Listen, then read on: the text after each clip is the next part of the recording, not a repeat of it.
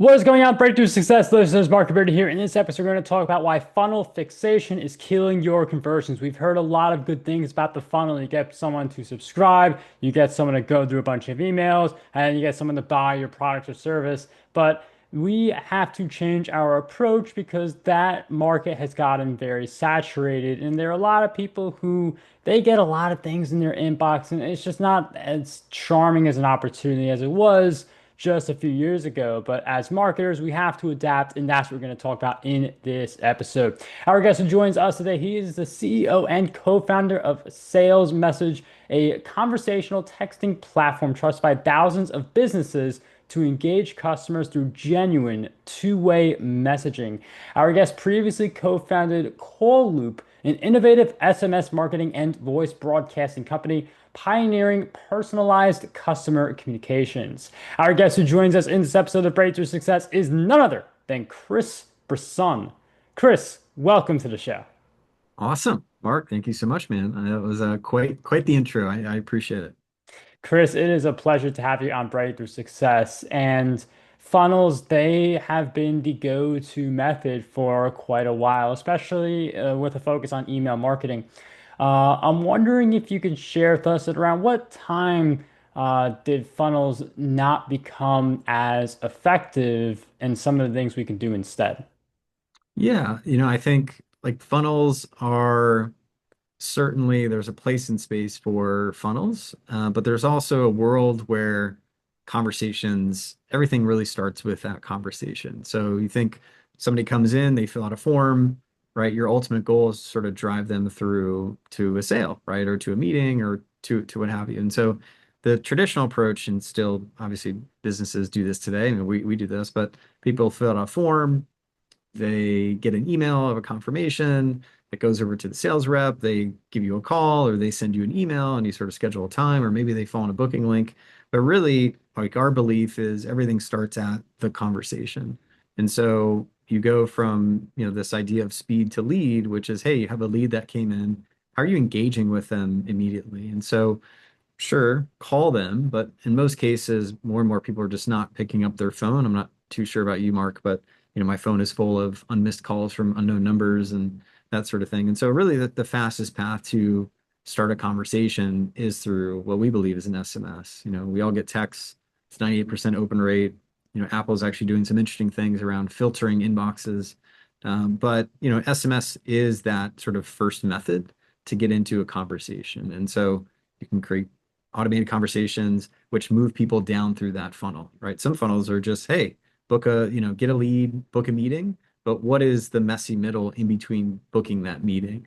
And a lot can happen. And so we believe, closing the gap with an SMS, an AI conversation is one way to do it. So SMS, a lot more people have been doing it as a marketing strategy. I feel like there are a lot of people who think that SMS is like they don't want to be bombarded with like 100 texts a day. So what's the ideal frequency of the texts to make sure you're converting, but you're not showing up too much either? Yeah, I mean, it's all around context. So I had a call earlier with this guy, John. He runs a podcast and he was getting leads and people were filling out a form and he was not responding to them, putting them into an active campaign, but the engagement was really low. And so just through some sort of auditing suggestion, one, he has his phone number on his website, on his navigation bar, people are calling him and he's not managing those calls or conversations. So putting him into a conversation like that. So the cadence really depends on what's the context. So if someone fills out a form, cool. That immediate cadence is right away, right? Start that conversation right away.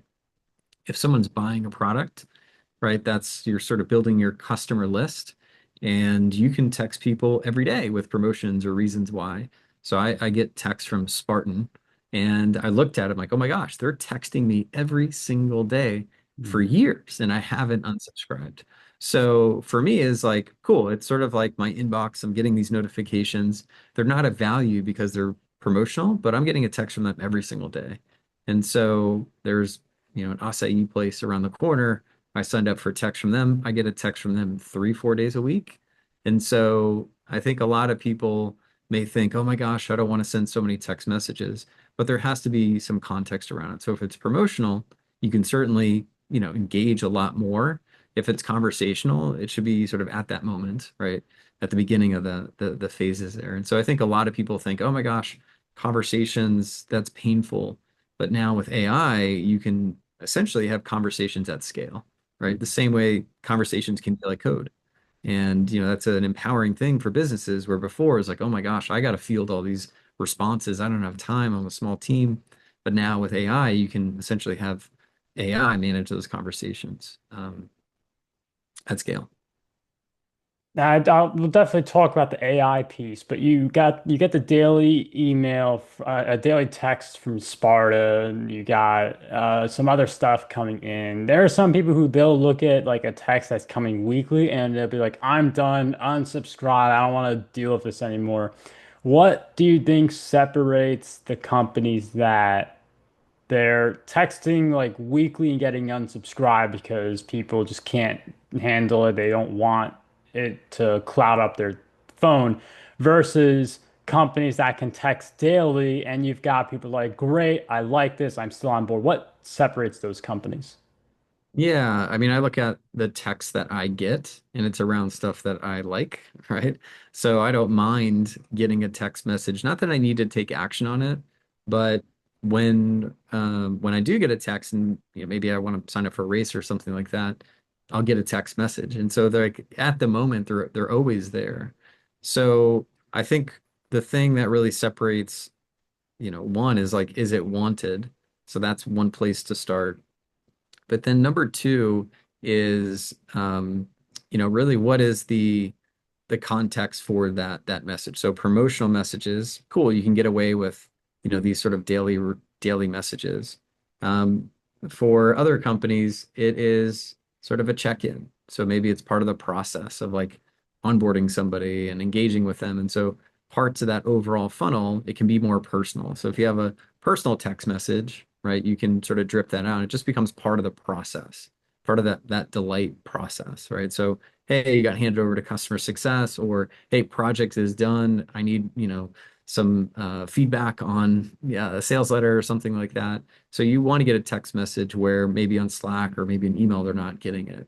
And so it's a way to sort of nudge and incorporate, delight throughout that. So, what I've seen, at least for us, is and at least for the companies that their messages get through is people appreciate it.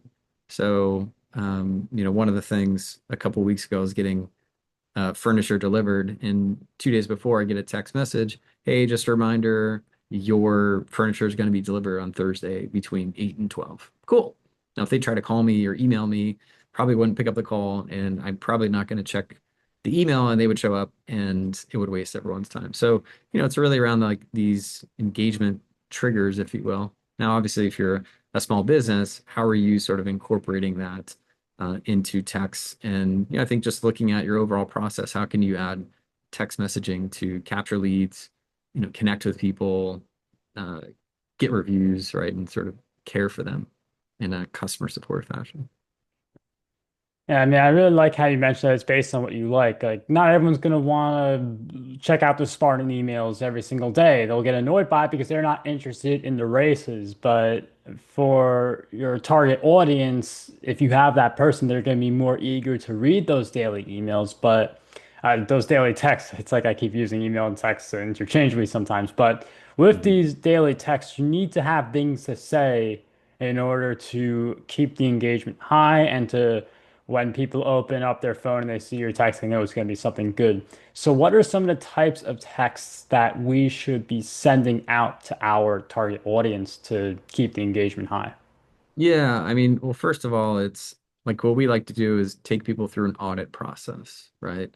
And not every business needs to incorporate this, but sort of like Jiffy Lube, if you go and get an oil change, they do a 99-point checklist. Who knows if they even do it? But anyhow, it's what's sort of being sold from Jiffy Lube. And so, going through this audit process, it reveals some opportunity. So, for example, if you're a small business, let's say, I don't know, you're a salon or for a freelancer or something like that, what are the points on the capture side? So, hey, I have a web form on my website.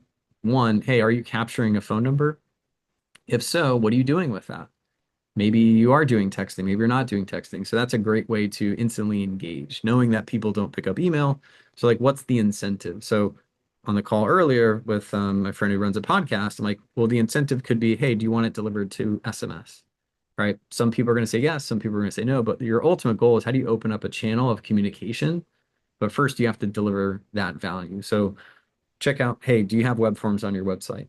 Maybe think about incorporating SMS there, right? Do you have lead magnets? Maybe you can deliver those lead magnets over SMS. Are you capturing orders, right? Maybe you're using ClickFunnels or Shopify or whatever, and you're probably asking for a phone number.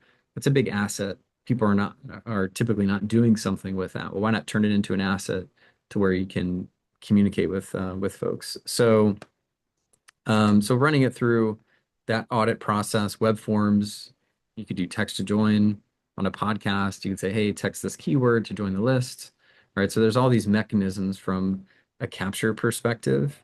And then as it sort of goes through there, you can, do two-way texting, you can do mass texting, whether it's promotional texts and put people through campaigns, appointment reminders. If you're doing any sort of webinars or events, one of the big challenges is getting people to actually show up.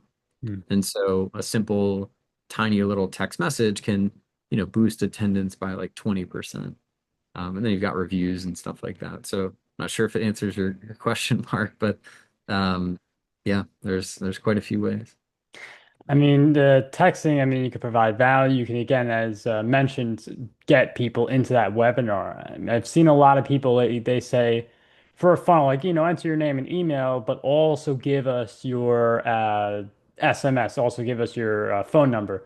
I've seen that come up a lot more because people want that extra way to communicate, and the higher open rates, the higher click-through rates make it more desirable than the email marketing format. Um, but with all these different texts, how do we then turn that into revenue? What are the key texts to send, or what's the key way to turn people from text subscribers to paying customers? hmm One, I think is this a conversational channel or is this going to be a promotional channel, right? So, for example, on the webinar, so people register for the webinar, you're getting an email and a phone number for a reminder. And so, what I recommend for an instance like that is when people sign up, send them a confirmation text that's personal from you, right? And then leading up to the webinar, you're sending a reminder. So you have before, during, and then after. So after the webinar, right, you're delivering like, hey, thanks for joining. You could even do if they attended, did not attend, you can sort of segment that. But ultimately, after that webinar, you can drive to, hey, the special offer ends Friday at midnight. Here's your special link, right? And you can turn that into that. So we have a lot of companies that is their number one sort of revenue channel, is they're using SMS as that driver of revenue. So what that webinar one is a good example. If it's a conversational piece, again, maybe you're generating a lead and you need to engage with them, and maybe you need to qualify them rather than just saying, "Hey, I got a lead and let me book an appointment." And now I've got my calendar full of all these appointments with bad leads, right?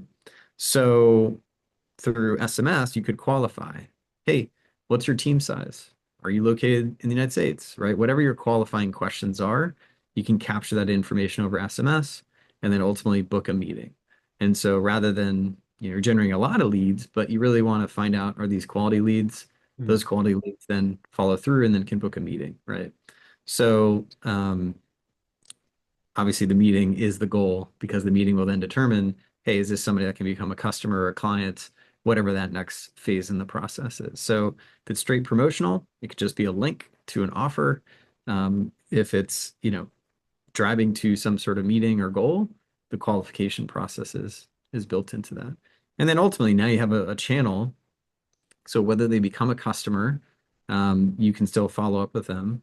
Whether they did the demo and not became a customer, you could drip out a text maybe once a month. And it's like, hey, Mark, just checking in, man. Hey, is texting still on your docket for this next quarter to do, right? But you can automate that stuff. So you could take those leads that did not convert and, you can send them emails, which I encourage, but you can also just send a personal text.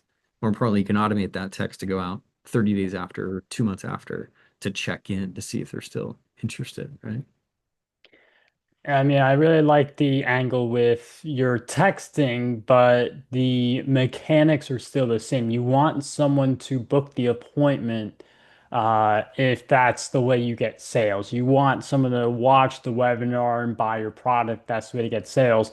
Texting is another vehicle to do that, but it just happens to have higher open rates and click-through rates than most emails. The challenges still remain the same with texting versus getting email subscribers, and that we have to get leads. So, what are some of the best ways to get people to give their numbers, get those leads, instead of having this really well set up system, but not having anyone to show for it?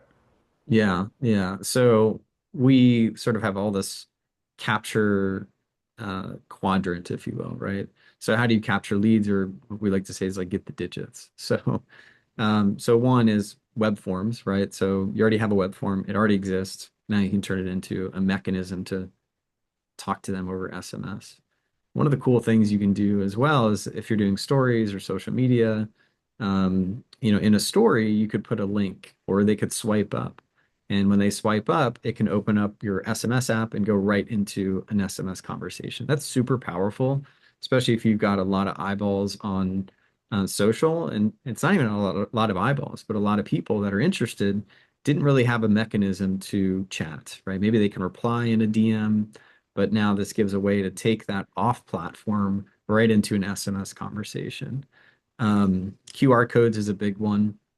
Hmm. So if you're doing a presentation, maybe you're speaking, maybe you're doing a webinar, right? You can put a QR code. And I like to say like every slide in a presentation, right? In a pitch and whatever it is a lead capture page. So a buddy of mine was speaking in front of 150 people a couple months ago, and it's a very old strategy, but it's like, hey, text me if you want these slides, or hey, text me to get the 7 ways to grow your business with text messaging or whatever.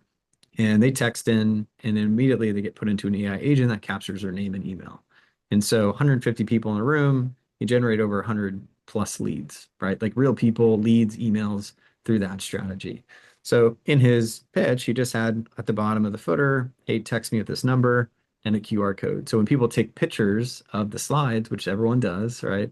Now you can sort of take that picture, give them the ability to click on the QR code and go immediately right into an SMS conversation. So, like, hey, Marc, send me the slides, right? And that could be the pre-built body with the phone number. That's a phenomenal way. So if you're a speaker, you're ever speaking on stage, the biggest thing you want to do is capture those leads. This is a simple way to certainly do that.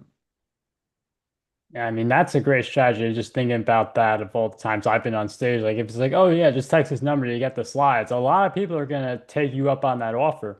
Mhm. I want to ask you, like, when did you figure out SMS as being a good opportunity? Because it's not just like, oh, like a marketer and like I found the opportunity and now I'm doing it for my business. Like you've created companies around SMS marketing.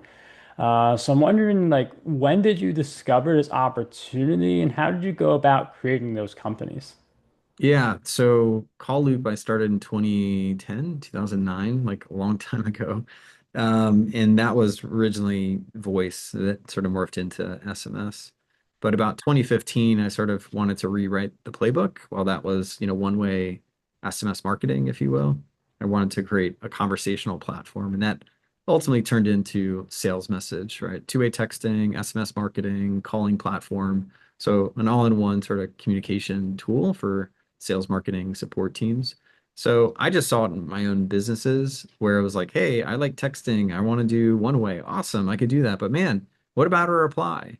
So, people were signing up, but I wanted to sort of have a conversation back and forth with them. So just realizing I wanted my own business, that's where sort of sales message morphed from that. But SMS has always been a phenomenal channel. It's certainly shifted on the carrier level, meaning, 10 years ago, anyone can get a phone number. Even 5 years ago, anyone can get a phone number and send texts. But as we all know, we're all getting text message spam, right?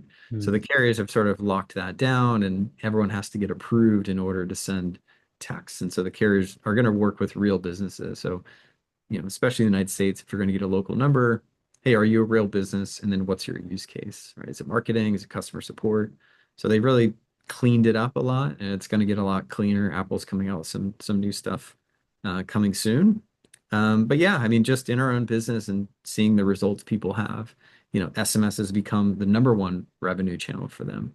It's also the way in which their customers want to communicate. Don't call me, text me. And so as businesses sort of move into this more conversational world, their customers are demanding and consumers are demanding, like, dude, just don't call me, send me a text message. And then they can reply, right? Like we're all living in this world now to where everything is messaging. SMS in the States just happens to be the communication channel. If you go to Brazil, it's WhatsApp, right? If you go international, it's more WhatsApp, but it's messaging as a foundation. I mean, the way we communicate changes, and marketers who are able to capitalize on those things can create a lot of opportunities for themselves and clients.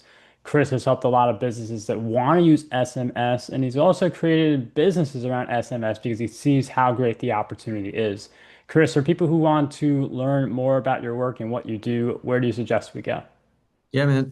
Go to salesmessage.com or go to LinkedIn. That's where I'm usually at. But yeah, they can check out salesmessage.com for what we do and texting. So if you want to add SMS to your business, we can certainly help. Well, Breakthrough Success listeners, we will throw those links in the show notes. SMS is a very valuable way to grow your business, so definitely make sure you capitalize on Chris's resources.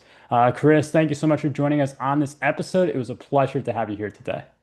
Mark, thank you so much. Appreciate it.